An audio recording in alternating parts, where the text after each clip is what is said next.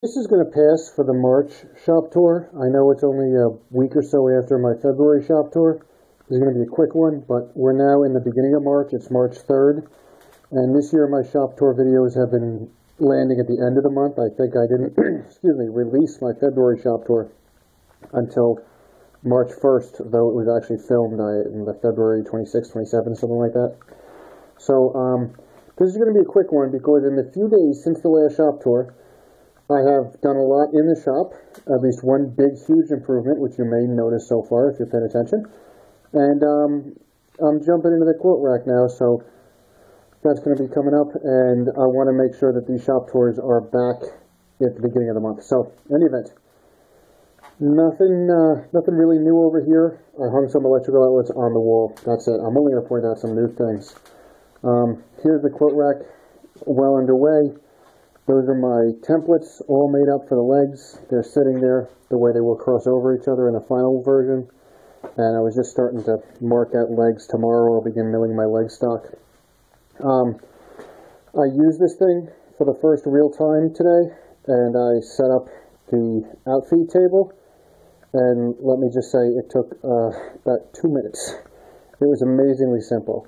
The machine itself is amazing to simply lift and lower the tables. It's the easiest adjusting planer I've ever owned, and I followed the tips in the most recent fine woodworking. Mark Adams had some tips about joiner alignment, and Asa did a video that I've blogged about in the past that shows how to set the outfeed table relative to the knives, and it took a minute to do, if that. It was amazingly simple and effective, and I highly recommend that method. That's really about it. I've spent tonight using my little spindle sander, which is temporarily set up in the corner. Actually, it's got the belt on it now, and I use that to flare the outside edge of the curves of these templates, and I flared the inside edge by hand. But the big improvement in the shop, which is showing in this video even if you don't quite notice what it is I have lights. I have these wonderful fluorescent lights. Not the absolute greatest lights ever in the shop, but believe it or not, I've had four of these 5 lights sitting up in my attic since I bought the house 5.5 years ago.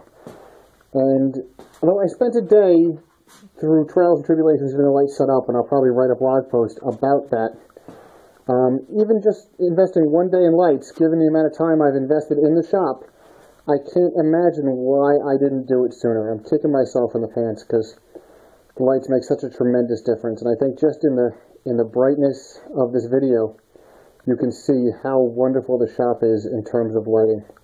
So, anyway, that's the March tour. As I said, it was a quick one. That's the only differences since the last tour, which was only a few days ago. But the lights are a huge and wonderful difference, and they're going to let the quote rack and all future projects go much smoother and easier. So, get in your shop, put some lights on, and get to work.